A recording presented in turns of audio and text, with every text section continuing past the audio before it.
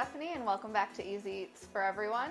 Today we're going to be talking a little bit about air fryers, what they do, what you can use them for, and how exactly to use them. This is our air fryer that we have here. Yours might look a little bit different. This is a 6-quart, so it's rather large.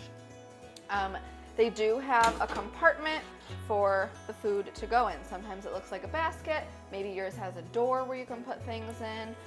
So it just might be different, varying on whatever model and style you have.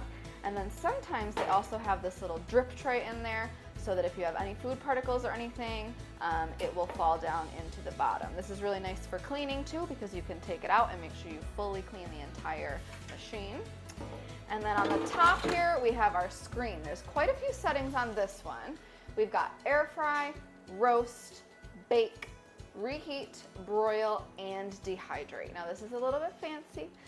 It's okay if yours is just a regular air fryer and doesn't have any of these extra settings, but it's pretty cool that you can have that option. All right, now a little bit on how to actually use this machine. So you can see that ours has a light up screen here. We want to touch air fry. That is what we were going to do first. And it gives us a screen to pick our time and our temperature. So that's very, very important. You want to see what your recipe calls for as far as temperature, because that is going to impact the amount of time that you're going to be doing your food for. So 350 is a pretty basic number. Ours here, you turn by a dial. So I would press time and temperature. Now my temperature is lighting up and I can spin this little dial here. Our max is 400 degrees. So we're gonna turn it back to 350. I can hit that time and temp button again, and now it goes over to the time. This is set for 5 minutes. Maybe I want it for 10. And then from there, once I've got the time that I want and the temperature that I want, I can just go ahead and hit start. And it tells you that it's preheating. Just like an oven, it is very important to preheat your air fryer so that when you're putting the food in, it is already hot and it's starting to cook immediately. And last but not least, again, that light feature that you can go ahead and turn the light on so you do not have to disrupt the food while it's cooking. We talk a lot about when you are using an oven that you don't want to open the door a bunch of times when the food's in the oven, because that can impact the temperature and that can make your food cook slower or could potentially just kind of mess up your recipe a little bit.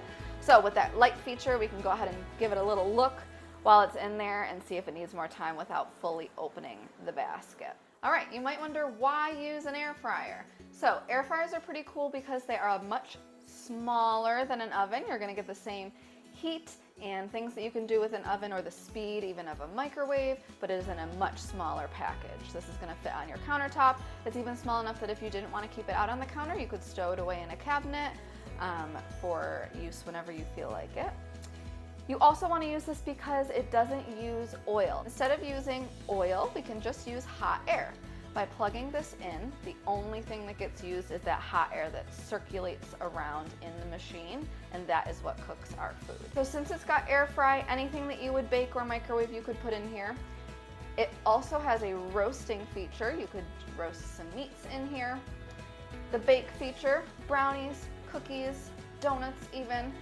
Reheat, this is probably my favorite option. I'm always telling people that reheating your pizza on the second day or third day inside the air fryer is the best way to do it.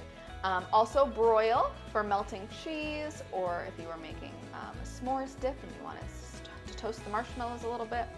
And then we do have a dehydrate button. That you could use for fruit if you wanted to make dried fruit. You could even use it for meat if you wanted to make some jerky. So tons of different features on here and reasons why you should use an air fryer. We hope you enjoyed this video on how to use an air fryer. Stay tuned for more tips and tricks about different equipment in the kitchen. And thank you for watching Easy Eats for Everyone, where cooking should be easy and fun for everyone. See you next time.